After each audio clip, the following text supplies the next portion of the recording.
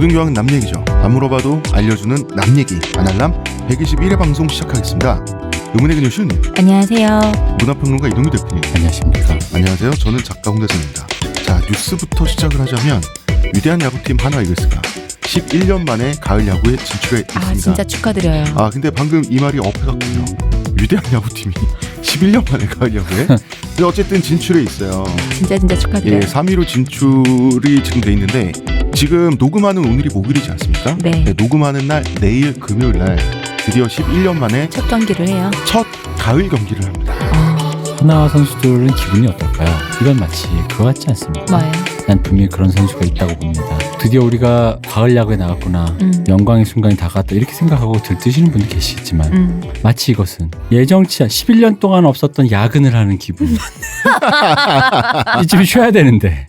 그렇지 않을까? 이게 나에게 왔나? 아니 남들처럼 11년째 야근 없이 사는 거야. 근데 갑자기 야근을 하게 생긴 거야. 가을에 일을 해야 돼. 이게 웬 날벼락입니까? 집에서 맥주 보면서 난 이렇게 싸워라 하면서 이렇게 집에서 텔레비전 보던 사람들이. 분명히 선수단 중에 한 명 정도는 당연하죠. 미리 몇 개월 먼저 예약 다 해놨는데. 해외여행 비행기표 숙소 다 예약해놨을 수도 있어요. 지나치게 잘했다. 그러니까 나는 그런 생각을 하는 분이 적어도 한 명은, 그러니까 적어도 이 정도까지는 아니더라도 약간 있을 수 있죠. 그 감각이 이상할 때 있잖아요. 한 번도 안 해본 일이니까 왠지 이 시간까지 일을 하고 있어도 되는 거야라는 기분이 왠지 있잖아. 왜 집에서 사실, 애기들도 아빠 이번에 가을에 우리 어디 놀러 가는 거 아니야? 이랬는데 못 가고 이런 거. 그래도 행복합니다. 야구는 진짜 축하드려요. 인생이 아니었어요. 야구는 행복이죠. 지금 이 순간. 근데 저는 저희 지금 여기. 삼성 선수 정말 깜짝 놀랐어요. 한 10년은 그 근처도 못 갈 줄 알았는데 6위로 마감하는 거 보고 되게 놀랐어요. 그게 구력이야. 정말 대단하다 생각했어요. 그게 구력이야. 그러니까 기초가 탄탄하고 잘 나가던 팀은 폭망을 해도 금방 다시 이제 그래서 제가 순간으로 그랬죠. 떠올라. 썩어도 준치다. 그래. 삼성이 썩어도 준치더라고. 놀랐어요, 진짜로. 그동안 찍은 비밀번호가 588, 6899, 678. 축하해요. 세상에. 진짜 축하해요. 그런데 588, 6899, 678 다음에 3위.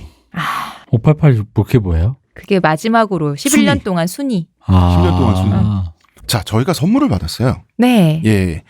사실 이 선물들을 빨리 두 분한테 갖다 드려야 되는데 중간에 제가 어디서 밖에서 바로 이제 녹음하러 와 한 번은 또 박 우리 박사님이 못했어 또. 하고 우리 또 방송도 못해 이래가지고 늦게 제가 갖다 드렸는데 광화문에서 제가 강연을 하고 사인회를 했을 때 아날람 청취자분께서 와서 사인을 받으시면서 거꾸로 저한테 선물을 주셨어요. 제 선물뿐만이 아니라 저희 3명의 선물을 주셨는데 이분이 아티스트예요. 뮤지션이십니다. 네. 예, 그래서 그 작업한 그 앨범이에요. 듣고 계시죠? 저희한테 메일도 주셨잖아요. 예, 앨범을 주셨어요. 근데 그분이 감사합니다. 정말 뮤지션 같았어요. 옷차림부터 굉장히 힙하시고 포스가 있으시더라고요. 덩치도 있으시고 굉장히 카리스마 있게 생기신 분이셨는데 네. 머리 헤어스타일도 비범했어요. 그래서 되게 카리스마가 있으셔가지고 이제 오는 길에 이제 그 CD 앨범을 개봉은 못하고 이 지하철 타고 집에 오는 길에 유튜브로 바로 검색을 해서 봤어요. 음악을 봤는데 대표님 그 장르를 뭐라고 하는 거예요? 스피드 메탈?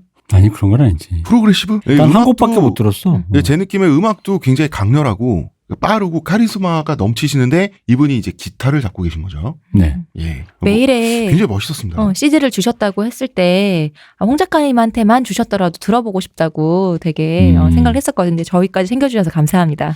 근데 예술을 하시는 분들이 특히 무대 예술 하시는 분들이 직접 사람 대 사람으로 만나보면 그 특유의 카리스마가 있는 것 같아요. 글 쓰는 사람은 소용없구나. 저를 보세요. 소용 있습니까? 있던가요? 글 쓰는 사람들은 일도 없네요. 입담이 좋잖아. 글 쓰는 사람들은 내 누이의 첫 생리열 같은 봉긋한 좋잖아. 입담이 좋잖아. 알아서 떠드시고요. 알아서 편집하시고요. 못 살아 진짜. 쇼미더머니에 나가고 싶습니다. 내 누이의 첫 사위에 움켜진 이게 고환 같구나 이러면서. 대표님 지금 하는 드립의 원전이 뭐야? 이거? 이거가 이제 그 최근 몇 주간 네. 모 문인과 일반 팬들 사이에 어떤 그런 좀 표현하기가 표현이 좀 거시기하다라는 걸로 모 문인이 싸웠는데 팬들과 그래서 사람들이 그 일이 터지니까 이제 그분을 비토하자 이런 얘기가 아니라 마침 그런 표현만 모아놓은 계정이 있더라고요. 그리고 이제 그런 표현을 문학에서 등장하는 그 표현을 미러링을 해서 성별을 바꿔서 하는 네. 그 계정이 또 있더라고요. 이게 너무 찰진 맞아요. 거야. 진짜 찰졌어요. 내 누이의 첫 생리열 같은 이런 거를 밝은 바꿔서 얼굴 그걸 바꿔서 어. 첫사위에 움켜진 고한 같은 뭐 이런 것들이 그런 식으로 아주 간만에 옛날 원래 초창기 메갈 문학이 되게 재밌었잖아요. 야, 그때 되게 재밌었지. 그런 기분으로 오랜만에 왜냐면 요즘 쇼미더머니가 좀 사람들이 좀 세련되져가지고 이런 맛이 없거든. 나생미가 없구나. 그렇지. 이런 맛이 없는데 날것의 맛이 있어야 되는데. 마침 그래서 제가 좀 쇼미더머니 좀 흥미를 잃어가고 있는 판에 나의 흥미를 갑자기 이렇게 싹 복돋아 준. 그러니까 내가 진짜 내가 느낀 게 내가 사람이 얼굴에 표정이 나타나나 봐요. 쇼미더머니 요즘 재미없어가지고 보다가 내 얼굴이 이렇게 좀 시무룩한 것 같아요. 근데 내가 방금 그 계정을 발견했을 때 나도 느껴. 내가 살포시 미소를 지으면서 이렇게 보고 있는 거야. 머리가 맑아졌구나. 씩 보면서 야 이거 재밌는데 좋다. 그래서 내가 몰랐는데요. 문학을 그렇게 그런 걸 채집하기 위해서 읽는 것도 또 다른 재미일 것 같더라고. 그 대표님이 방금 문학이라는 표현을 하셨는데 저는 그게 분명히 문학성의 영역에 들어간다고 보거든요. 드립이라고 해서 문학이 아닌 건 아니다. 그렇습니다. 그렇습니다. 자, 이제 우리 할 얘기 다 했나요? 우리 네. 광고 듣고 오면 되나? 선물 감사합니다. 선물 맞아. 감사합니다. 예. 웨이 앵커에 저기 선물을 주신 기타리스트 분. 네. 제가 사실 한때 젊을 때 추종했던 테크니컬한 지향점을 갖고 계신 것 같은데 꼭 장비 목록을 사진을 찍어서 메일을 좀 제가 좀 참고하게 부탁드립니다. 페달보드와 렉을 쓰신다면 찍어서 저에게 좀 자랑 좀 해주세요. 저는 구경 뭔지 좀 모르겠지만 하게. 일단 부탁드립니다. 메일 한 번 더 부탁드려요. 네. 예, 대표님께서 부탁을 하신답니다. 팬메일 저희는- 주셔서 진짜 감사했어요. 네. 자, 저희는 광고 듣고 오겠습니다. 지금 티스템 두피 클렌저와 두피 에센스를 검색해보세요. 과학이 당신의 모발에게 주는 선물 티스템입니다. 저희 아날람은 호텔스 사건과 최고모션의 프로 조건으로 제휴를 하고 있죠. 그거 이제 저 고정인가? 최고 아, 나 모션의 또 프로 틀린 거야, 조건이요. 이제는 아예 유머로 시도하는 게 아니라 입에서 그냥 자동으로 나오는구만. 최고 조건의 프로모션으로 진행하고 있습니다, 여러분. 지금 모르고 한 거구나. NAMYEGI.com에서 링크 타고 가주시면 되고요. 저희 페이스북 페이지 많이 놀러와 주시고요. 유튜브 구독도 많이 자, 부탁드리겠습니다. 링크 타고 링크를 통한 클릭을 함으로써 들어가서 하세요. 그게 국내 최고 조건입니다. 대마시안 샵에서 물건 구입하실 때 아날람 클릭도 부탁드릴게요. 예. 그리고 한화 이글스 응원 부탁드립니다. 시호님, 우리 오늘 뭐 하죠? 우리 뭐 또 할 거 없지 뭐 튜저스지 뭐. 투저스가 뭐 할 거 없으면 하는 건가? 이게 원래 N이 죽으면 사실 이제 이게 마치 그 삼국지에서 한 조금 식었잖아. 삼국지에서 그 유비가 장비 죽고 뒷얘기 나올 때 근데 마음이 좀 식잖아 이제. 제갈공명 죽었는데 뭐. 제갈공명 혼자 나올 때 아니, 그런 근데 기분이지. 앤이 죽고 나서는 앤의 딸인 엘리자베스가 영국의 군주가 되기까지의 과정이기도 해. 아니 뭐 그러니까 죽은 공명이 산중달을 놀린다 이런 게 격언이 있어도 그 파트를 읽으신 분은 잘 없어요. 우리가 원래. 튜더스를 하니까 엘리자베스까지 가는 것이 여정이죠. 열심히 대본 준비해 왔고요. 이 사람들이 말이야. 호응 안 해줘 막. 아니, 호응도 안 해주고 말이야. 자, 지난 시간에 어떻게 끝났냐면 헨리가 드디어 세 번째 결혼을 했어요. 제인 시모어와. 그렇죠. 근데 우리 잠깐 토머스 크로멜 이야기를 하면서 이번에 시작해보자고. 네. 대표님 토머스 크로멜 캐릭터 좋아하잖아. 이 사람 좋지. 이 사람, 대표님 타입 아니야? 여기에 나오는 사람 중에 제일 근대인이죠. 맞아요. 냉정하게 자기의 이익과 그걸 위해서 사는 사람이지 무슨 어떤 종교관이라든가 그런 게 아니라. 토머스 크로멜은 애초에 앤 불린을 제끼면서 영국의 2인자가 되는데 성공을 했잖아. 근데 이 사람의 야심은 지금도 2인자지만 확고하고 영구적인 2인자가 되는 게 이 사람의 야심이었어요. 그 지금은 왕한테 잘 보이고 계속 왕한테 충성하고 봉사하고 왕의 더러운 밑도 닦아주고 왕의 지갑도 불려주고 그러니까 자기를 바라보는 왕의 기분이 좋잖아. 그런데 애초에 자기가 모시었던 주군인 토마스 울지 추기경 있죠. 울지 추기경 같은 경우는 거의 시스템적으로다가 영국의 실질적인 통치권자이기도 했잖아. 울지 추기경처럼 되고 싶었던 거예요. 크로멜은. 그러기 위해서는 일단은 헨리 8세의 가려운 곳을 더 잘 긁어줘야 돼. 이 사람은 충성하는 게 뭔지 아는 사람이야. 자, 헨리 8세가 수도원을 파괴하면서 민중의 지지를 얻었다고 했어요. 그런데 100%의 민중이 우와 저 부패한 수도원을 우리 임금님께서 파괴시켜 주신다 만세하고 박수를 친다 이런 건 없어요. 언제나 민중의 민심이라고 하는 거는 반반이야. 자, 우리나라 역사를 봐도 부마 항쟁도 있었고 87년에 60혁명이 있었지. 그래서 우리나라에 민주주의가 왔어요. 네. 그래서 박정희, 전두환 좋아하는 사람들이 우리나라 국민들 중에 다 실종됐나? 그 순간 사라지나? 이런 건 없죠. 아직까지도 박정희를 좋게 추억하고 계신 어르신들도 있잖아. 마찬가지로 당시 영국인들도 수도원이 파괴되니까 좋아하는 사람도 있지만 아니 수도원이 파괴되면 우리 보러 뭘 믿으라는 거예요. 이런 사람들도 있는 거예요. 이런 사람들은 헨리한테 불만이 많죠. 왕한테. 아니 당장 그 성모 마리아상도 파괴해, 수도원도 파괴해, 성당도 파괴. 그럼 당장 어디 가서 성호를 굽고 기도를 하냐. 아직 카톨릭들도 많으니까요. 그럼요. 네. 믿음의 대상을 파괴하니까 불만이 생겨나는 거예요. 여기서 크로멜은 또 크로멜만의 접근법이 또 있습니다. 사람들이 왕을 싫어하면 보통 사람들은 이런 생각을 해. 어떻게 왕을 변호해 줄까? 크로멜은 다르게 접근합니다. 왕 대신 더 싫어할 만한 대상을 만들어주면 되지. 이분은 참 생각의 사고의 발상 전환이 대단한 것 같아. 그치. 수도원을 파괴해서 왕을 미워하면 왕보다 수도원을 더 미워하게 하면 되지. 그래서 수도원의 비즈니스가 어떤 것이었는지를 폭로를 하는 거예요. 자, 우리 이런 말하면 남미에 조금 미안하지만 아직도 남미에는 피눈물을 흘리는 성모 마리아상이나 이런 그 성상 기적들이 많잖아. 그죠. 많지. 근데 이게 자 기적이란 걸 인정하고 어쨌든 이게 그 성상을 갖고 있는 수도원이나 성당의 비즈니스 차원에서 비즈니스가 되는 건 사실이에요. 거기로 사람들이 몰리니까요. 몰리고 헌금을 내잖아. 불상에 우단 바라피는 그런 거. 비슷해요. 그렇죠. 그리고 당시에는 경제가 수도원, 성당 이런 종교시설과 지역 경제가 유착돼 있죠. 여관부터 시작해서 음식점, 술집, 그 다음에 거기 가면 그 기념품 있죠. 종교 기념품은 당시에도 성황리에 팔아왔어요. 그러니까 당시에 영국은 수도원마다 기적들이 많았어. 성당마다 성혈을 흘리는 성모 마리아, 그 다음에 예수상. 그 예수상에는 예수님이 원래 창에 찔려서 죽지 않습니까? 복부에? 네. 십자가에서. 그러니까 거기서 꼭 그렇게 피가 나오는 거야. 그러니까 성지순례, 그 다음에 성물순배 필요한 게 다 돈이란 말이야. 이걸로 그 기적이라고 하는 것은 수지 맞는 장사였는데 크로멜이 이런 거 믿는 타입이 아니죠. 크로멜의 사고방식에서 이건 100% 장사를 위한 쇼야. 그래서 이거를 밝히는 거예요. 그래서 이제 가혹한 수사를 통해서 보니까 이게 다 염소피, 양피, 닭피 이 사실을 밝혀내고 심한 데는 이 기계장치도 있어.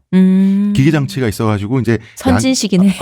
양이랑 닭 뭐 이런 거를 이제 도축을 해서 그 피가 흘러 들어가면 도르래를 통해서 그 이제 성모 마리아에서 눈에서도 나오고 요런 식의 이제 그 장치도 다 그 조사를 해가지고 그런 식의 사기는 사실 제가 최근은 모르겠어요. 한 십몇 년 전에 드라마 이런데 미국에 이런 데서 나왔었어요. 그 목사들이나 이런 분들이 기적을 행하면서 그런 신도를 모으는 그러니까 손에서 왜 예수님이 양손에 못 박혔잖아요. 똑같은 흉터가 있으면서 거기에 이제 뭐 이렇게 아주 감동적인 설교를 한 후에 주먹을 꽉 쥐면은 손에서 피가 흐르는 거예요. 예수님처럼 계속해서 그런 게. 근데 알고 봤더니 그 전부 다 이렇게 주먹을 쥐면은 양복 소매 안에 연결돼 있는 거죠. 그래서 시럽이고 이런 거, 붉은 시럽이고 이런 식의 그런 사기 장치들이 많았거든요.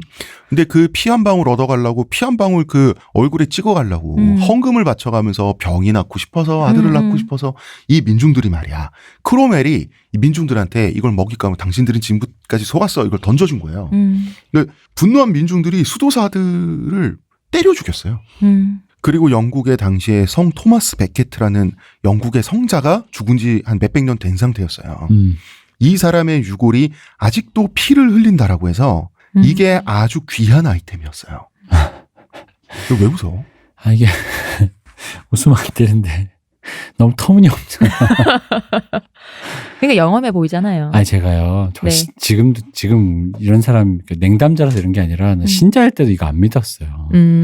그때도 냉담자였네. 왜냐면 진짜 불경하네. 말이야. 근데 이 성 토마스 베케트는 네. 토마스 크로멜이 이 사람의 그 말도 안 되는 이 기적 이게 허위라는 걸 밝혀내면 일석이조인 게 왕의 마음에도 들 수 있어. 헨리의 마음에. 그렇죠. 왜냐하면 성 토마스 베케트는 애초에 카톨릭에서 성자로 시성이 된 이유 자체가 자기 나라 군주인 왕보다 교황에게 더 충성해서 이쁨 받아서 성인이 된 그런 케이스란 말이야. 이 사람의 유골이 아직도 피를 흘린다. 요거 크로멜이 밝혀냈어요. 붉은 빛이 나는 황토 있죠. 네. 이거를 물에다 개가지고 만든 가짜 피라는 거를 이걸 밝혀냈어요. 이 수도사본들 부지런했다. 돈 벌려면 그래야지. 그렇지. 베케트는 유골인 채로 왕에 대한 반역죄를 선고받아요. 부관 참시 당하는 거예요, 그렇죠. 그러면? 부관 참시죠. 그러니까 유골이 파괴당하면서 이거 참수를 당하는 거예요. 그러니까 카톨릭 교황청의 입장에서 황당하죠. 이분의 관상은 한 명의 관상이 아니었나. 죽어서. 그렇죠. 영화 관상에. 네. 이렇게 되면은 이제 헨리는 만족스러운데 중요한 거는 종교에 대한 헨리의 마음 자체가 백성들은 헷갈려요. 백성들은 아니 이 사람 신교편이야 구교편이야. 그러니까 앤 불린이 여왕이 되면서 활개칠 때는 신교도들이 활개를 쳤다고. 그러다가 앤 불린이 죽으니까 똑같이 신교도들이 어이구 하면서 석이 죽어. 그런데 헨리는 사실 교황이 왕 위에 있는 교황이 자기네 나라 종교도 통치하는 그 시스템이 싫었던 거지. 이 사람의 믿음 자체는 교리는 카톨릭 교리를 믿었어요. 네. 그러니까 헨리는 사실 정치적인 사람이고 자기 욕망 중심적인 사람이기 때문에 이 사람은 진지하게 교리적 접근을 안 했어. 이 사람은 구교도 아니고 신교도 아니에요. 그냥 국교의 수장인 거야. 근데 국민들은 이거를 끝까지 헷갈렸어요. 그래서 카톨릭의 잔재를 또 그 헨리 8세가 가혹하게 진압을 했잖아. 이 성자들 말이야. 기적들 이거 다 비염소피 황토야. 다 거짓이었으니까. 다 거짓이야. 이렇게 진압한 후에는 가만히 있어봐. 내가 너무 진압을 하니까 신교도들이 또 활개치거든. 이건 싫은 거야. 내 허락도 안 받고 왜 신교도들이 활개쳐. 그럼 또 다시 보수로 회귀하는 거예요. 원래부터 믿음의 방식은 카톨릭의 방식이 맞았다. 이러면서 신교도들을 또 잡아다가 족쳐요. 그 다음에 화형도 시켜. 그러니까 헨리가 지키려고 한 카톨릭의 방식 중에는 이런 것도 있었어요. 사제는 원래 독신이어야 된다. 이런 거 이제 첫 번째부터 7번째까지 이제 그 순위를 매겨 또 칠성사라 그랬어. 독신이어야 된다. 근데 이때 토머스 크랜머 얘기 잠깐 해봅시다. 네. 토머스 크랜머 우리 등장인물 중에 하나죠. 네. 이 사람은 원래 신교도 사상에 물들어 있던 본인의 입장에서는 굉장히 진보적인 종교인이죠. 네. 아, 이제 신교도들의 자유가 찾아왔다. 이러고 믿고 원래 이 사람은 비밀 결혼을 통해서 얻은 자기 그 실질적인 아내가 있었어요. 이 아내는 독일인이었어요. 이 아내를 독일에서 데려왔어요. 데려와서 같이 살다가 헨리 8세가 보수로 갑자기 회귀를 하니까 자기도 죽게 생겼거든. 그래서 아내를 어디 다닐 때 커다란 트렁크 있죠. 여기 트렁크에 구멍을 내놓고 숨구멍을 내놓고 이 자기 아내를 넣어놓고 숨기고 같이 다녔어요. 근데 이 아내도 인내심이 대단하지. 참아야지 어떻게. 참아야지 어떡해. 그러다가 뭐 나중에 이게 설이 분분한데 나중에 이거 안 돼. 둘 다 죽게 생겼다 이래서 아내를 또 독일에 돌려보냈다고도 하고 이래요. 또 헨리가 보기에는 원칙적으로 토머스 크랜머는 독신이어야 되는 거야. 그렇죠. 자기가 믿는 종교인이니까. 고해성사를 토머스 크랜머가 헨리 8세의 고해성사를 이 크랜머가 받았단 말이야. 그런데 내가 죄책감이 들 때마다 고해성사를 하던 녀석이 독신이 아니었어? 그럼 내 고해성사는 뭐가 돼? 이래서 빡치면 어떡해요? 그래서 이 독일 여인은 굉장히 많은 고초를 겪으면서 다녔던 거죠. 자, 헨리 8세는 어쨌든 제인 시몬과 결혼을 합니다. 네. 결혼했어요. 그런데 1536년 6월 23일 이날이 헨리 8세에게 아주 비극적인 날이었어요. 헨리 8세에게 원래 유일한 아들이 하나 있었잖아. 네. 헨리 피츠로이라고 하는 사생아. 얘가 17살의 나이로 사망을 해요. 헨리 8세는 자기 손이 귀한 이 집안에서 자기 남자 자식을 얻으려고 그렇게 노력하고 절망했는데 존재하는 유일한 자기 아들이 급성 폐결핵으로 가버린 거야. 사실 이 아들을 나중에 하도 이제 밑에 아들이 없으니까 왕위를 물려줄 때 어떻게 할까 했을 때 메리랑 결혼을 시키려는 생각도 있는 아들이었거든요. 이 사생아랑 결혼을 해서 그냥 왕위를 메리에게 물려주는 것이 뭐 이런 계획도 있었는데 죽은 거죠. 아들, 딸 결혼시키는 거야? 야, 그러니까 사실 그 둘이 성관계를 안 하길 바라는 거지. 뭐 그거랑은 또 뭐 상관없이 일단은 가장 이제 적장자의 그 피를 지켜야 되니까. 하긴 뭐 어차피 이 집안을 콩가루로 만든 건 자기 아버지 때부터 콩가루로 만들었어요. 헨리 8세는 남자가 아니면 안 된다는 생각이 또 강했던 이유가 또 하나 있어요. 그 원래 요크 가문, 랭커스터 가문이 엄청 박터지게 싸우다가 갑자기 웨일즈에서 저기요 나도 있어요 하고 그쵸. 튜더 가문이 나와가지고 딱 왕가가 돼버렸잖아. 네. 네. 이 요크 가문, 랭커스터 가문의 남자들이 또 굉장히 폭력적이었대. 왜냐하면 30년 전쟁을 거치면서 폭력적이 되잖아. 가풍 자체가 폭력적이 된 거야. 그래서 메리를 여왕으로 세우면 얼마나 얘가 고초를 받고 가문이 몰락하고 망할까. 이 남자들 등살에 이 걱정도 있었던 거야. 아직 그리고 진짜 여왕이 왕이 된다는 걸 상상도 하지 못했던 때였다고. 또 있었어요. 그 전에 영국에는 여왕이 군주가 되려던 시도가 몇 번 있었어요. 그 끝이 다 안 좋았어요. 다 그 가문이 몰락했어요. 그리고 이때는 아직 여성 혐오적인 훨씬 더 강할 때 뭐 여성 혐오라고 말할 수도 없는 그런 생각들이 여자는 이렇게 이성적인 사고를 못하고 감정적이고 남자의 권위에 복종해야 되고 남성이 뭔가를 지배해야 된다는 사상이 중세니까 그게 깔려 있을 때라서 그쵸? 여왕이라 할지라도 그러니까 여왕이 왕이 됐을 때는 그것이 여자의 몸으로 적법하게 나라를 통치할 수 없다는 사상들이 지배할 때라서 한마디 더. 유럽 대륙보다 영국이 더 심했고 브리튼 원래 섬에서도 시골은 더 심한 거잖아. 잉글랜드보다 스코틀랜드가 더 심했어요. 그러니까요. 스코틀랜드 유럽의 안동이라고.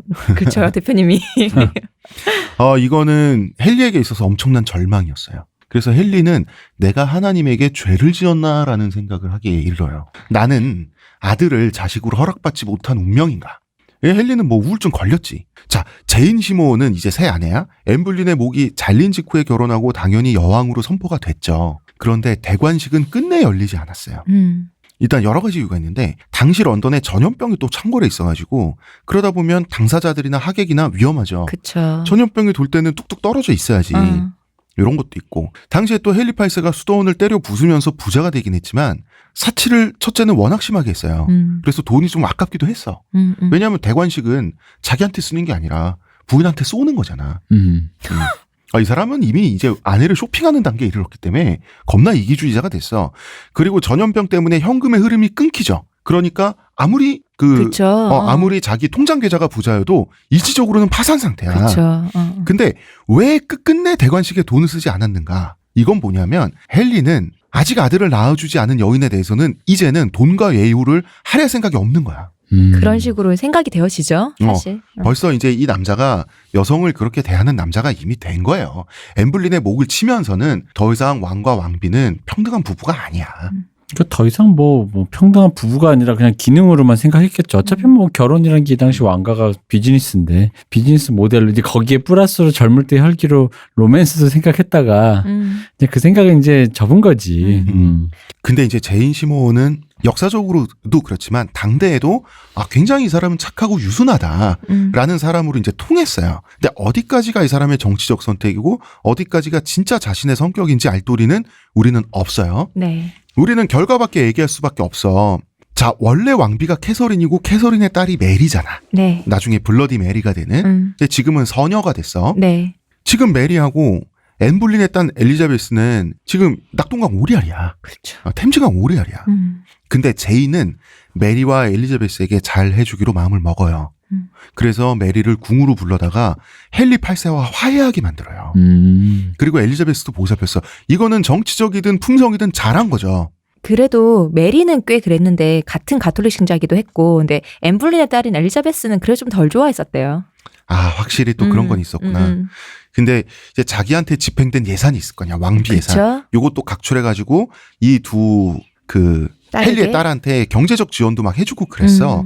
그리고 이제 헨리도 정작 새 아내가 자기 두 딸들한테 잘해주고 두 딸도 불러다가 같이 밥도 먹고 화가들 불러다가 그림도 그리고 요즘으로는 사진 한 장 박는 거지. 그러니까 또 오랜만에 또 가장이 된 기분에 젖는 거야. 그러니까 이 기분이 또 좋았는지 드디어 일가족이 오롯이 꾸려졌다. 이런 말 하면서 또 좋아했어요. 이게 진정한 신의 한 수였던 건 뭐냐면 결과적으로 이것 때문에 제인의 주가가 민중들 사이에서 치솟아요.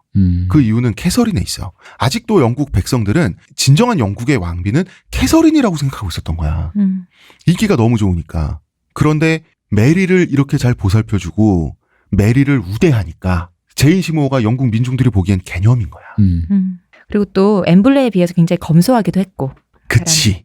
검소하기도 했고 엠블리는 돈을 펑펑 쓰니까 내가 낸 세금을 제가 쓰고 있네. 그런 화려한 이게, 복색 이런 것도 좀 금하고 좀 검소한 옷차림이나 이런 쪽으로 하다 보니까 좀 더 지지를 받았죠. 그리고 이제 이런 것도 있었을 거예요. 엠블린과는 다른 캐릭터를 보여줘야 하는 거는 본능적으로 알 수도 있지 않을까? 그렇겠죠. 인간이라면? 그리고 이제 또 이런 거. 시모모 가문은 원래 독실한 가톨릭이었어요. 그러니까 제인도 독실한 카톨릭으로 컸다고. 그래서 제인은 캐서린과 메리에게 특별히 공감했을 수도 있겠죠.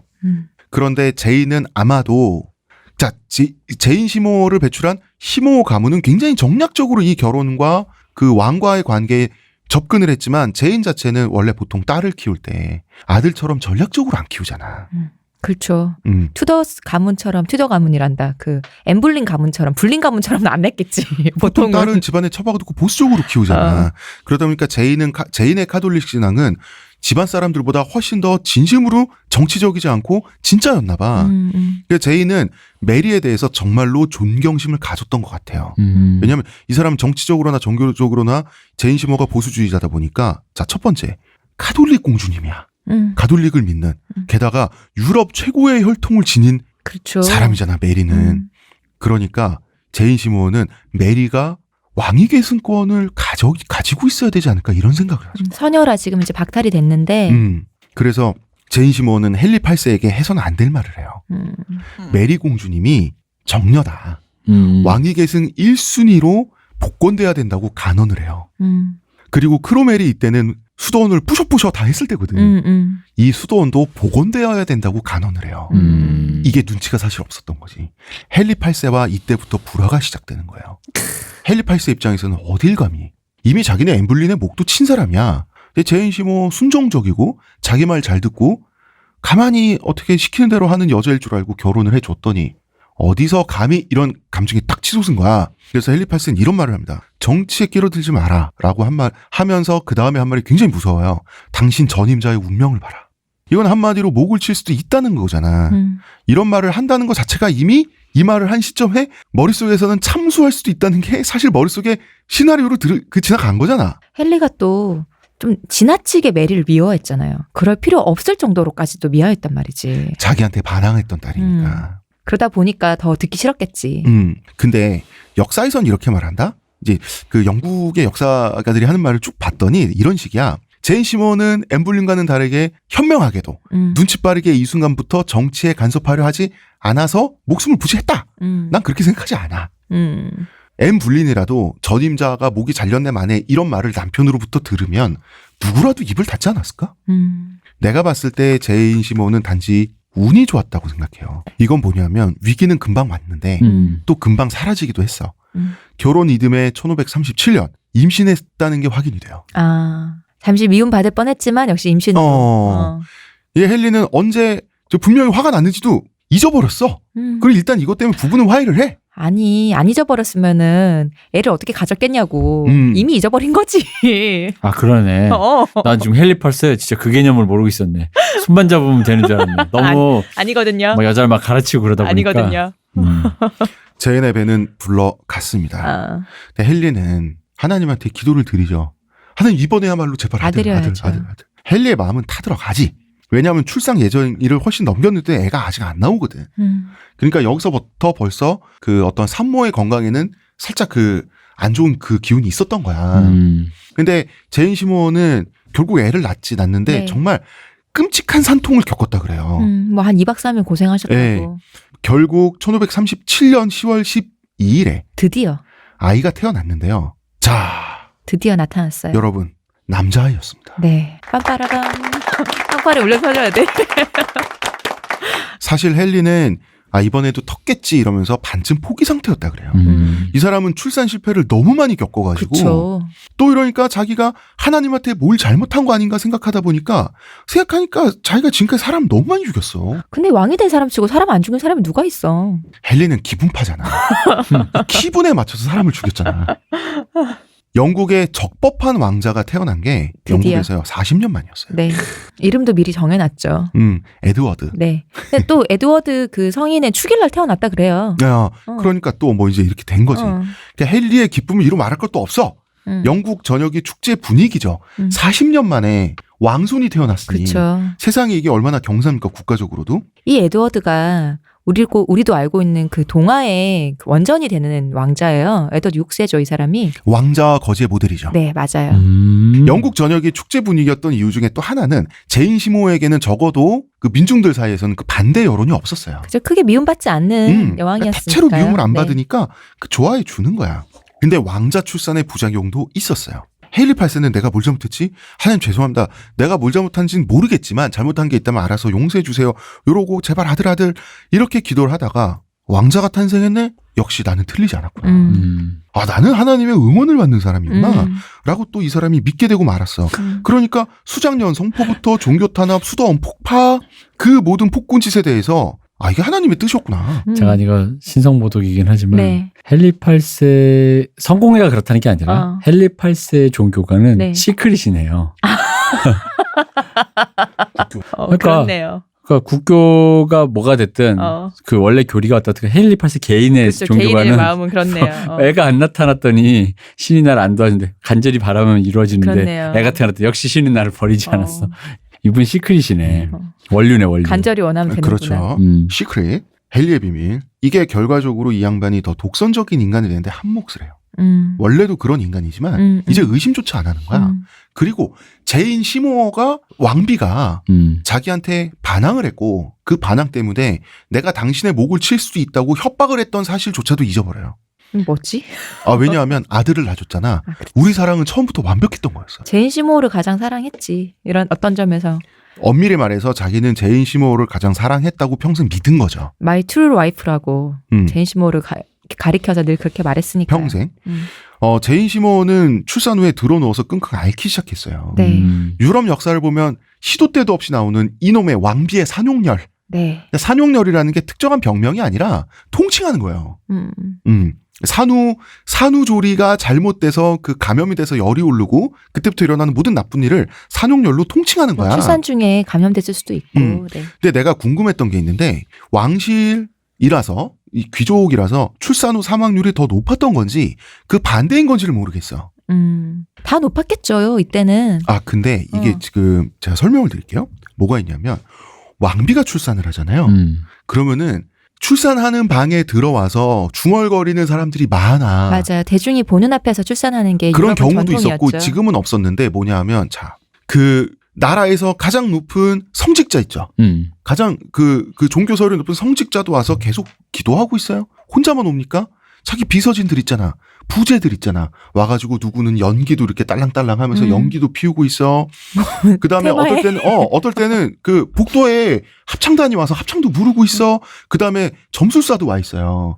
궁전 대신들이 다 와 있었어요. 다 와 있어. 시녀들도 와 있어. 이게 뭐냐면 그 감염을 일으킬 수 있는 감염원들이 많은 거예요. 그렇죠. 사람이 많으니까. 근데 이게 그 마리 앙투아네트 이후로 그게 좀 많이 없어졌대요. 근데 그렇게 또 수많은 사람들에 둘러싸여서 보는 이유 자체가 왕족의 삶은 태어날 때부터 죽을 때까지 지켜보는 사람이 있어야 된다는 게 전통이기도 했고, 그리고 적자인지 아닌지 많은 눈으로 확인해 줘야 되니까. 그런 것도 있죠. 그런 것도 있는데, 근데 마리 앙투아네트가 출산을 할 때 거의 진짜 수백 명이 있었대. 그래갖고 이제 낳습니다 하니까 사람들이 우르르 몰려온 거야. 그래갖고 앙투아네트가 거의 발표 주고 보냈대. 출산 당일날.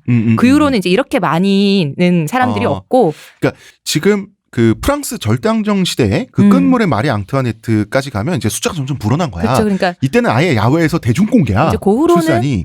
측근들만 지켜보는 정도에서 출산하는 걸로. 이때는 아직 그래도 방에서 출산을 했지만 마리 앙투아네트도 방에서 하긴 했어요. 방이 워낙 크니까 사람들이 다 이제 거기 있는 거지. 문 열어놓고 그랬을 거 아니에요. 그러니까 그걸 보려고 몰려드는 거야. 애 낳는다고 하니까. 근데 그렇지만 사람이 많은 건 사실이다. 이게 나는 그래요. 그 사실 유럽의 민간요법에 보면 동네마다 산파가 있어가지고 이제 애를 낳게 봐주잖아. 그렇죠. 보면은 우리도 옛날에 다 꽤 산파였죠. 합리적이에요. 이건 오히려. 근데 왕실의 출산은 되게 비합리적이고 그쵸. 되게 비이성적이야 오히려. 왜 지금도 보면은 지금 영국 왕실에서 캐서린이 아이를 낳았을 때 바로 다음 날에 퇴원을 한단 말이에요. 근데 뭐 외국 여자는 저렇게 뭐 서양 여자는 저게 돼 이것보다는 그 왕실 전통이 그렇게 지켜보는 건 없어지긴 했는데 그래도 대중들한테 아이를 보여주는 그 의미 때문에 바로 다음 날 퇴원해서 애를 공개를 하는 돼. 거죠. 1920년대까지 엘리자베스 2세랑 마가릿 공주가 태어날 때까지만 해도 출생을 확인하려고 왕궁 밖 그 문 밖에서 내무부 장관이 기다리고 있었대요. 영국에서도. 그리고 이제 당시에 영국에 위생관념, 감염원이라고 하는 게 전혀 이제 굉장히 그 미개한 수준이었지. 뭐 우리나라 뭐 이때는 중세에는 아직 지금만큼 철저할 수가 없잖아요. 아직 미세 그 세균이라는 거에 대해서는 개념이 없을 때니까. 그래서 제인시모 왕비는 출산 불과 2주 만에 사망을 해요. 그렇죠. 결국 대관식도 못하고. 그렇지. 결국 헨리는 대관식을 못 해준 거야. 또 아들의 세례식도 참석을 못했는데, 근데 이거는 그것 때문은 아니고 이 세례식에는 어머님은 참석하지 않는다는 그 이때요 규율이. 그래서 그냥 그때는 못 갔다고 하는데 어쨌든 대관식도 세례식도 참석하지 못하고 죽었다. 그러니까 적법한 아들을 얻었기 때문에 왕비가 계속해서 왕비 자리에 있어야 에드워드는 왕세자죠. 그렇죠. 적법한 기독교 사회에서. 그러니까 이 사람의 지위는 평생 이어졌을 거야. 그럼에도 불구하고 그거를 쟁취했는데 근데 사냥별로 험하게 죽어버린 거야. 그렇게 되면 헨리는 이 제인 시모에 대한 안타까움과 미안한 환상만 남은 채로 그렇죠. 죽어버리니까 평생 진실한 사랑은 그녀 하나뿐이었다라고 평생 회상을 하게 되는 거야. 그리고 유일하게 아들을 낳았잖아요. 그치. 그게 크지. 그리고 대관식도 못 해줬잖아. 나중에 생각해보니까 미안한 거야. 헨리 8세의 아내 중에서 유일하게 왕비의 예로 장례식을 치른 사람이거든요. 생각해보면 다 폐위됐지, 목 잘렸지, 뭐지, 헨리가 먼저 죽어서 딴 남자 다시 결혼했지, 결정적으로 헨리가 질리기 전에 죽었잖아. 그렇지. 대관식 못 해줬다니까 이게 왕인데도 불구하고 왜 그런 결혼식 못 해준 느낌. 짠내 나는 그런 그런 커플 있잖아. 우리 아직 결혼할 때 처음에 단칸 새방에서 웨딩드레스 한번 못 입혀봐주고 이런 거 있잖아. 왜 그런 느낌의 말 같아. 꼭 그렇게 얘기하니까. 근데 게다가 이렇게 일찍 죽어버리면 원래대로라면 분명히 질렸겠지만 왠지 마음이 그 마음 그대로 영원히 왠지 짠하면서 그래서 이렇게 썼나 봐. 그 제인 시모의 묘비명을 보면요 라틴어 문구로 이렇게 써있대요. 여기 불사조가 잠들어 있으니 그 죽음으로 또 다른 불사조가 생명을 얻었도다 라고 써있대요. 진짜 이기적이다. 네, 우리 사랑 영원히. 좋다. 근데 자, 헨리는 지금 엄청난 비통에 빠지죠. 그리고 이런 것도 있어요. 아들이 자라는데 아들이 좋은 인격으로 자라는데 엄마가 있길 원하지. 아이 당연히. 그지. 이 왕자가 얼마나 소중해. 물론 엄마가 키우진 않지만. 그쵸. 키우는 건 다 유모라. 아랫사람들이 키운다. 헨리가 슬픔에 빠져 있을 때, 그리고 영국 전역이 슬픔에 빠져 있죠. 대신들도 어쨌든 슬프죠. 헨리가 꽤 오래 추모했어요. 그럼 영국 전역이 추모 분위기일 때 토머스 크로멜만은 다른 생각. 이 제인의 죽음을 어떻게 자기 성공의 발판으로 이용할까라고 또 머리가 째깍째깍 돌아가기 시작합니다. 두 번이나 했잖아요. 엠블린 때도 이렇게 했고 제인 시모 때도 했으니까 이제 다음도 자기의 또 발판으로 삼아야죠. 그리고 이제 토머스 크로멜을 내가 너무 흉만 보고 있는 것 같아. 이건 굉장히 유능한 사람이에요. 자, 잉글랜드 웨일즈를 한 시스템으로 통합시키는데 가장 큰 공을 세운 사람이 이 사람이에요. 웨일즈의 법을 잉글랜드 법안에 종속시키는 그 문서 작업 있죠. 요거 요 사람이 다 했어요. 그만큼 굉장히 하드 워커기도 했다. 단지 야심가뿐만은 아니다. 어쨌든 토머스 크로멜은 이 사람이 생각한 헨리 8세의 올바른 미래는 뭐였을까? 루터파 군주가 되는 거였어요. 루터파 군주. 왜냐하면 당시에 루터파여야만 교황과 카톨릭과 완전히 단절할 수 있잖아. 지금은 어설픈 카톨릭이잖아, 사실. 그쵸. 영국 국교회가. 그래야지 절대 군주가 된다고 본 거예요. 헨리 8세가 절대적인 군주가 돼야지 헨리 8세를 절대적인 군주가 되는 시스템으로 만들어준 자기가 안정적인 절대적인 영국의 실무자가 된단 말이야. 그래서 유럽 대륙에서 개신교도 군주의 딸을 데리고 와가지고 헨리한테 새 신부로 바쳐야겠다고 생각해요. 제인 때 잠시 가톨릭으로 갔지만 다시. 그치. 헨리는 이제 제인 시모가 죽고 나서 막 엉엉 울고 이 정말 큰 슬픔에 빠졌지만 슬픔 속에서도 이 사람이 그 정신줄을 완전히 놓지 않았어요. 그래서 이 슬픔 속에서도 이 슬픔을 이기고 자기한테는 어리고 예쁘고 처녀인 네 번째 왕비가 필요하다고 말했어요. 이해합니다. 네. 신하들은 경악에 빠졌습니다. 어리고 예쁘고 필요하죠. 네. 그리고 처녀여야 돼. 이 사람 처녀 신봉자입니다. 유럽 세계를 경악에 또 빠뜨렸어. 이 해도 너무하지 않냐는 세간의 비난이 빗발쳤죠. 네. 헨리도 나름대로 핑계는 될 수 있었어요. 아들 하나만으로는 부족하지 않냐. 헨리 피츠로이도 요절했다. 요즘 애들은 빨리빨리 죽으니까 이때는 모르니까 알 수 없으니까. 언제 어떻게 죽을지 모르잖아. 그래서 이건 나름대로 또 할 말은 할 말이 있잖아. 그죠? 근데 꼭 처녀가 아니라도 그건 상관없는데. 상관없는데 이미 자기는 완전 중고품이 됐는데 너무하잖아. 하지만 사람이. 나는 초혼의 신부를 맞아야겠다. 또 헨리 8세의 이상한 신조가 있었습니다. 처녀인 상태로 결혼한 여인이어야만 아들을 잘 낳는다. 뭐 이런 자기만의 또 이상한 철학, 개똥 철학을 또 만들어가지고 고집을 피웠는데 헨리 피츠로도 요절했지. 네. 한 가지 여담을 말하자면 얼마나 에드워드를 애지중지 키웠을까요? 아유, 손위에 놓고 진짜 안 떨어뜨렸겠죠. 그 넘어질까봐 뛰지도 못하게 만들었어요. 그러니까 결국은 이게 에드워드 6세를 건강하지 못하게 키웠다는 얘기도 있어요. 너무 아껴서. 그러니까 좀 뛰놀아야 애들이 좀 튼튼해지는데. 그러니까 너무 골방에서 애지중지 키워가지고 면역력이 떨어지지 않았을까라는 얘기조차 하더라고 사람들이. 그러니까 한 번에 훅 간 거야 얘가. 나중이지만 이 혼담이 이제 막 오가기 시작해요. 헨리는 아직도 자기가 잘생기고 유럽 여인들에게 선망의 대상이라고 본인은 믿고 있었죠. 믿고 있었는데 본인이 그렇게 믿는데 신하들도 네 맞습니다 주상전하라고 한 몇십 년 했던 거야. 혼담이 오가기 시작하니까 헨리의 시장 가치가 오픈됐어요. 자 프랑스 대귀족의 대귀족의 딸 중에 마리드 기스라는 여인이 있었습니다. 원래 이 여인은 스코틀랜드하고 혼담이 오가고 있었어. 스코틀랜드의 제임스 5세하고 밀당을 하고 있었거든. 혼수 얼마 할 거냐 막 이러면서 뭐 강남의 아파트가 9억인데 뭐 혼수 얼마 맞출 거냐 이런 거 하고 있었어. 근데 스코틀랜드 완전 시골이잖아. 시골인데. 이거 이 시집을 가 말아 하고 있었는데 헨리한테서 혼담이 들어오니까 바로 스코틀랜드 시집 갔습니다. 그리고 덴마크의 크리스티나라고 하는 그 대기종 여성이 있었는데 혼담이 들어왔어요. 어떻게 거절했냐면 애석하게도 제게는 목이 하나밖에 남아있지 않습니다. 그러니까 앤 불린의 처형 이후에 너무나 할 법한 말이잖아요. 헨리 8세는 유럽 최악의 남편감이었어요. 그럼요. 첫째 부인은 결혼하려고 끝끝내 이혼하려고 그렇게 발악을 몇 년을 해놓고는 그렇게 결혼한 두 번째 부인의 목을 쳤으니. 이때부터 헨리는 자존심이 상해에 있었던 거야. 이때부터 헨리는 기분이 나빠요. 이때부터 헨리는 나빠지기 시작해. 이게 굉장히 중요합니다. 헨리 8세는 말이죠. 감히. 기분에 따라서 누군가 죽을 수 있는 사람이에요. 감히 나에게. 이때쯤 몇 살이에요? 이때 벌써 중년이지. 한심해서? 아니 뭐 그럴 수 있습니다. 꺼지지 않는 노년에 장작불처럼 꺼질 듯 꺼지지 않는 대표님 어떻게 알아? 노년의 욕망이요. 이제 크로멜이 기분 나쁜 헨리에게 슬슬 공사를 들어갑니다. 추상전화. 우리 영국이 외교적으로 포위돼 있지 않냐. 뭐에? 카톨릭 연합에. 왜냐하면 카톨릭 리그를 빠져나왔잖아. 국교회를 만들면서. 그러면 대륙 내에 카톨릭 연합에 맞선 개신교도 군주의 딸과 결혼 동맹을 맺어야 된다.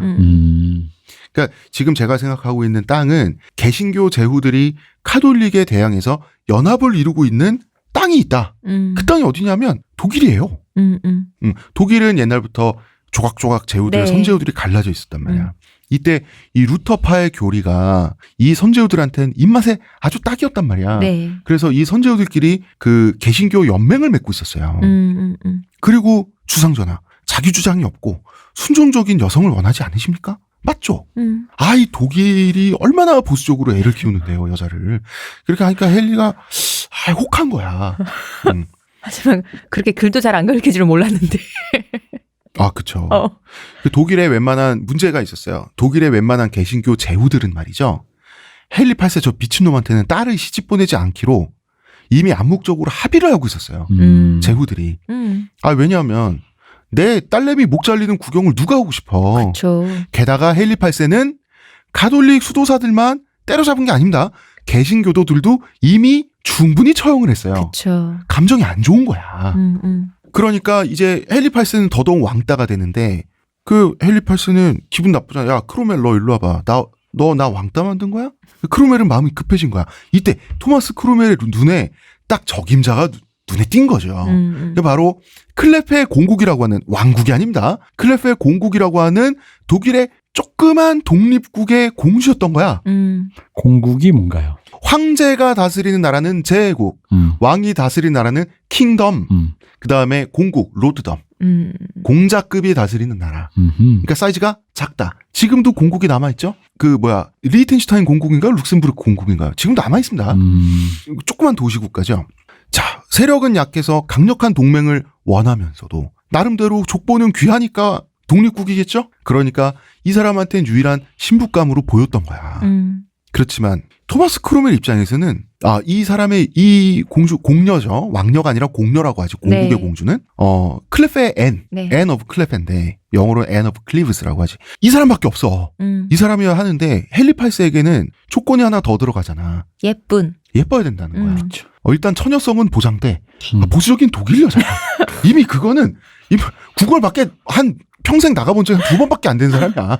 이미 미녀가 아니면 안 된다라고 하는 이 고집 때문에 헨리 8세는 우리가 헨리 8세를 구글 검색을 딱 하면 나오는 헨리 8세 초상이 있어요. 네. 당당하게 이 사람을 대표하는 초상이 있는데 이거를 그린 사람이 한스 홀바인이라고 외국에서 수입해 갖고 온 화가예요. 영국의 한스 궁정화가. 홀바인이 많이 그렸어요. 많이 그렸어요. 제인 시모도 그리고 이 한스 홀바인을 보냅니다. 그려와. 그러나 한스 홀바인은 네 그려오겠습니다 하다가 토마스 크롬 너 일로 와봐. 잠시 들렸다 가시오. 너 일로 와봐. 할 말이 있어. 말만 잠시 들렸다 가시오지 예쁘게 안 그러면 뒤진다죠. 그러니까 한스 홀바인은 네 알겠습니다 하고 클레페 공국으로 급파돼요. 헨리는 그림을 보고 결혼 여부를 결정할 생각이었단 말이야. 예전에는 원래 그랬어요. 본인들이 왔다 갔다 하기가 힘드니까 일단은 사진 초상화가 이제 사진 대용이 돼서 그걸 보고 서로의 얼굴을 확인하는 거죠. 근데 홀바인이 보기에 크로멜은 진짜 미친놈이거든. 자기 발에 채 있는 장애물은 다 제거하는 사람이 토마스 크로멜이야. 말을 안 들을 수 없죠. 작정하고 뽀샵을 합니다. 이 헨리 8세가 인스타그램에 속은 거야. 갬성에 녹으셨네. 갬성에 녹으셨네요. 야, 이 그림 한스 홀바인이 그려갖고 온 그림을 보니까 필터에 속으셨네. 벌써 그림과 사랑에 빠졌어. 이렇게 헨리 8세의 네 번째 아내가 정해지게 되는 겁니다. 클레페의 앤도 이게 클레이브의 안나라고도 하잖아요. 그지.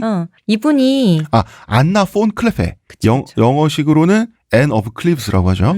사실 여기 진짜 누가 시집 가고 싶어요. 그녀도 사실 안 가고 싶어 했지만 이때 이 앤의 아버지가 돌아가신 후였는데 그 부왕이 이 앤을 굉장히 사랑했었대요.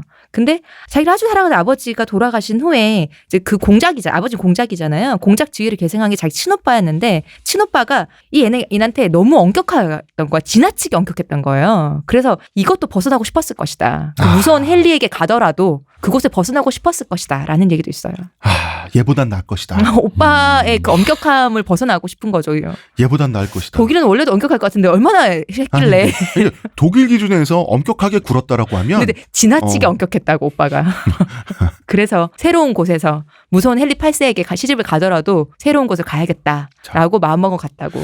이 헨리가 재혼을 한 게 제인 시모어가 사망한 지 2년 2개월 후였어요. 그럼 어째 오래 기다렸어요. 그래도 그나마. 그럼요. 하지만 한 가지 또 감안을 해야 돼. 헨리 8세 혼담 많이 거절당했습니다. 거절당한 그 긴 기간도 생각을 맞아. 하면. 왔다 갔다 오래 걸리니까 이때는. 거의 바로 한 거나 마찬가지긴 해. 1540년이었어 이때가. 이때 헨리 나이 이 사람도 이제 나이 많이 먹었구나. 49살이었어요. 이 애는 본인의 딸인 메리보다 1살 많았었어요. 좋다 왕. 부러워? 왕 좋다. 근데 이건 안 부러워. 왜냐면 헨리의 상태가 안 좋았어. 뭐냐면 이 사람 다리에 상처 났다는 얘기 했었죠? 네. 지금 상처 난 지 벌써 10수년 지났지? 고름이 계속 나오는 거야. 상처 때문에 목욕도 잘 못해. 몸은 악취덩어리인 거야. 그리고 폭식으로 인해서 지금 그 몸무게 얘기는 했죠? 180kg가 넘었다고. 근데 폭식으로 인해서 아마도 충치가 생겼지?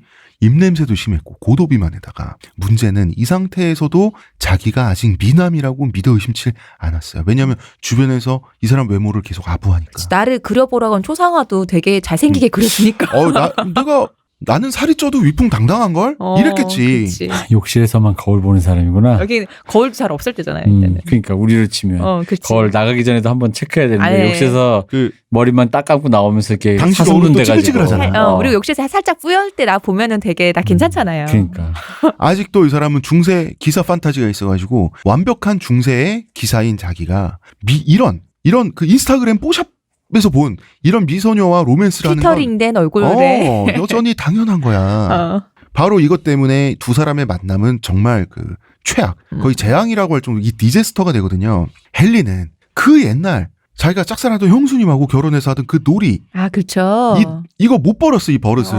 시호님 설명해주세요, 이게 뭔지. 그 했었잖아요. 그때 이게 뭐 기사인 것처럼 하고는 들어가서 뭐 왕비님을 사랑하게 돼서 한 번만 뭐 죽겠습니다 이랬는데 이러시면 내가 단칼에 죽겠어 뭐 이런 거 서로 했었던 거잖아요. 맞아요. 원래 헨리가 이런 변장놀이를 혼자 할 때는 모든 사람들이 네. 맞춰주는 게 이게 암묵적 룰이었어요. 어떻게 서빙하는 맞춰주냐. 사람인 것처럼도 하고. 어떻게 맞춰주냐.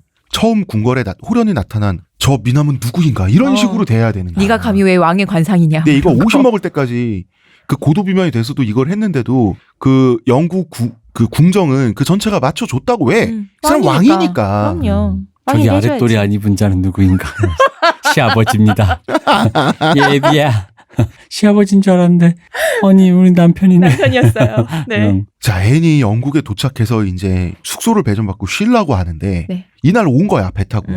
컨디션도 안 좋잖아. 잠깐 헷갈리니까 안나라고 해요. 안나? 네. 헨리가 야 안나의 방에 네. 왕이 아닌 다른 사람으로 변장을 하고 쳐들어갔지. 놀이 상대는 물론 궁 안의 모든 사람들이 호련히 나타난 저 놀라운 미남은 누구인가라고 했지만 안나는 영어를 못해요. 맞아요. 프랑스어도 못했어요. 이 독일에서는 딸들을 그렇게 잘 가르치지 않았었대요. 거의 뭐 진짜 집안일만 가르치는 수준이라서. 그리고 밖에 내보내서 인간관계를 훈련을 시켜야 눈치코치가 생기지. 그치. 무슨 일이 돌아가고 있는지도 모르는 거야. 여기도 공녀니까 뭐 얼마나 잘 키웠겠어요. 다들 시녀, 하녀 뭐 이렇게밖에 없을 텐데. 이 보세요, 이 사람들. 근데 봐봐, 아니야? 하나만 알고 둘은 모르시네. 왜요? 그래서 핏줄을 보는 거예요. 얘가 센스가 있나 없나. 아빠 엄마 왜 보는지 알아? 그런 그래서 거예요? 핏줄을 보는 거예요. 그렇구나. 아무나 들이니까 지금 이렇게 집안이 지금 분란이 지금 바로 아니 아까 그 착하신 그분 돌아가시고 여기서 독일 멀리서 이게 부인 하나 데리고 왔는데 지금 스펙만 읊은 것만 듣자마자 나는 지금 벌써 또 느낌이 오는 거야. 이 집안이 또 이제 평지풍. 얼마 남지 않았다. 자, 안나 입장에서 자기가 이 나라에 지금 그 땅을 밟은 배 타고 땅 밟은 이 나라에 국모가 되기 위해서 왔잖아. 네. 근데 웬 냄새나는 뚱뚱한 그것도 엄청나게 뚱뚱한 노인네가 지방에 허락도 안 받고 쳐들어와서 끈적끈적하게 구는 거야. 그러니까 안나 입장에서 그게 왕이라고 상상이나 돼요? 그러니까 귀하게 자란 소공녀잖아. 그러니까 이 반응은 뭐래? 꺼져. 뭐, 이 노인네 누구야? 누구세요? 이렇게 돼버린 거야.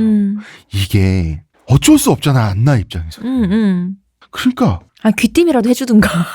그러니까 헨리 8세 입장에서는 이럴 리가 없는데. 이상한 여자지. 이렇게 돼버린 거예요. 헨리 8세는 자기 객관화가 철저하게 안 된 사람이니까. 그래서 헨리는 화가 나가지고 막 씩씩대면서 다시 왕의 복장을 하고 쳐들어갔어, 다시. 이번에 왕이었네? 내 남편이었네? 하고 안나는 당연히 공손하게 무릎을 꿇고 애를 갖췄지. 근데 이게 전부였던 거야. 안나가 센스가 없어. 만약에 안나가 앤 불린처럼 센스가 충만한 여자였다면 사실 너무 미남이어서 내가 폐하인 줄 알았다. 하지만 절개를 지키는 모습을 보여주려고 내가 그랬다. 이렇게 당당하게 나가면 오히려 헨리 8세는 넘어갈 타입이지. 그치. 혹은 아니면 아예 이럴 센스도 없으면 내가 잘못한 게 없어도 울면서 싹싹 빌어야지. 살려만 주세요. 이러면 오히려 헨리 8세는 그럼 내가 관대하게 해줘야지. 기분이 풀어져서 이렇게 세워주고 아니다. 시차 적응을 못했나 보지. 네. 이러면서. 이럴 사람이잖아. 근데 그냥 얘만 갖췄어. 안나가 잘못한 건 하나도 없어요. 단지 헨리 8세가 어떤 남잔지 몰라서 장단을 못 맞춰줬던 것뿐. 그렇죠. 나이가 지금 20몇 살이 차이가 나지만 자기보다 정신 연령이 어린 남자라는 걸 몰라. 알 수가 있나. 센스가 없. 그러니까 헨리는 열받은 거예요. 영국에서는 이 첫 만남을 디제스터라고 합니다. 정말 잘못된 만남이네요. 잘못된 만남이었죠. 이렇게 이번 주 1부는 끝나게 됩니다. 아, 그렇군요. 이게 평지풍파가 이 사람이 너무 많이 이렇게 하니까. 근데 그분 나 솔직히 이런 것도 있는 것 같아. 뭐예요? 왠지 우리 그런 이미지 있잖아. 뭐예요? 독일 사람 약간 무뚝뚝하다 이런 거. 있죠. 그리고 약간 프랑스 남쪽 이태리나 프랑스 우리 이태리 남자 알잖아. 만나고 싶다. 아니 이번에 한식 대첩 보는데도 네. 한식 대첩에 나온 이태리 셰프가 있어요. 그럼 진짜 장난 아니야. 그분 충청도의 그 요리사 하시는 어머니와 네. 같이 짜게 됐는데 어. 그 어머니도 여성이잖아. 그분을 탁 만나는 순간 이미 그분의 마음을 달라? 확 뺏는 거야. 근데 눈빛부터 다르지. 나도 보면- 뺏기고 싶다. 보면서 그러니까 너무 러블리해. 그래서 보면서 역시 이태리 남자는 다르구나 싶은 어떤 그런 게 있었는데. 얘기를 아주 예전에 그 일본 트위터를 번역하는 그게 있어요. 그거를 거기서 봤는데 이제 유치원에서 한 뭐 5살 이럴 거 아니에요. 근데 네. 여자애가 있고 걔를 좋아하는 일본인 남자 꼬맹이도 한 2명 있고 근데 이탈리아 남자의 꼬맹이도 있고 이랬대요. 근데 그 여자애가 젓가락질 잘 못하니까 근데 그러면은 근데 그 앞에서 일본 남자 꼬맹이들은 막 자기 나는 잘하는데 이러면서 막 이렇게 걔 앞에서 막 뽐내는 거지. 너는 못하지 이러는데 옆에서 그 이탈리아 남자애는 꼬맹이는 이렇게 해고 떠먹여 주더라는 거야. 이렇게 먹으면 되지 이렇게. 그러니까 그걸 보던 선생님이 아니 이탈리아는 태생적으로 이 지중해의 피. 어. 그러니까 그러다 보니까 독일이나 북유럽도 좀 상대적으로 무뚝뚝하고 약간 좀 차갑다? 좀 그런 차가운 어떤 애티튜드가 있다? 이런 느낌이 그런 어떤 뭐랄까? 이걸 뭐라고 해? 선입견? 뭐 그런 게 있잖아요. 선입견만은 아니에요. 약간 왜냐하면 국민성이랄까 no, 느낌이 있잖아요. 선입견만은 아니니까 국민성도 국민성인데 이게 독일이 가장 극단적인 조합이야. 자, 국민성도 보수적이야. 그런데 개신교죠. 이때 당시 개신교죠. 개신교 초창기 때 얼마나 교주주의, 얼마나 그래서 그게 뭐냐면 근검, 절약, 과묵 맞아. 이런 게 미덕이었단 말이야. 게다가 여자야. 그리고 어떻게 컸겠어? 그러니까 헤일리 8세가 기대하는 발랄한 미녀하고는 너무 반대인 거야. 다른 거지. 화형. 불가마 들어갑니다. 근데 그래서 하여간 그러다 보니까 왠지 네. 그런 류의 그 나라의 국민성의 어떤 그 일반 스테레오타입에 그런 영향도 있지 않았겠는가. 근데 이 독일의 억눌린 보수적인 네. 이 국민성에서 어떤 그 자유의 틈바구니를 찾잖아?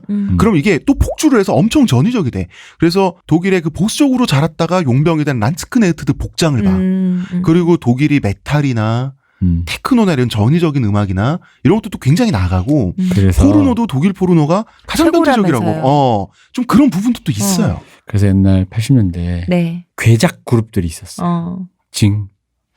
징기스칸. 그 독일 그룹이에요? 그렇습니다. 아 진짜요? 아. 처음 알았어요. 그러니까 그런 이상한 징기스칸 아. 옷 입고 딩디링디링디링 저 하는 노래만 애들 있잖아. 들어봤거든요 이거. 그거 징기스칸. 아. 그거 진짜 독일 괴그룹이잖아. 그룹. 괴그룹. 생각도 못했어요. 독일이 약간 그런 갑자기 그러니까 영어 발음은 뭔가 아닌 거라고 생각하고 있었지만 독일일 건 상상도 못했어요. 삐죽 나오는 어떤 그런 게 있어요. 신기하다. 갑자기 필도님 말씀대로 약간 그런 삐죽하면서 저거 뭐지 하는데 약간 근데 그게 삐죽 나오는 게 가끔 그런 뭐 음악으로 얘기했으니까 무슨 크라프트베르크 같은 그런 천재성으로도 발휘가 되지만 징기스칸 것처럼 똘끼. 이거 뭐지 이런 아예 것도 저 다른 차원으로 가버리는. 그런 것도 있죠. 하지만 그 돌출되는 어떤 그런 부분? 그게 그 안나 폰 클레펜트는 전혀 없었어요. 아니 안 돌출했지 돌출. 헬리에겐 이런 여자 네가 처음이야가 됐잖아. 근데 돌출했지 그럼 돌출. 보통 사랑에 빠져야 되는데 여기는 영원히 내쳐지는. 그렇습니다. 자, 비극적으로 벌써 시작을 했죠. 네. 자, 이제 내일 2부에 앞으로 또 어떤 역사가 펼쳐질지 한번 두고 보겠습니다. 자, 1부는 여기까지 할까요? 내일 만나요. 용래 그녀 쇼님, 감사합니다. 문화평론가 이정근 감사합니다. 감사합니다. 저는 작가 홍대선입니다.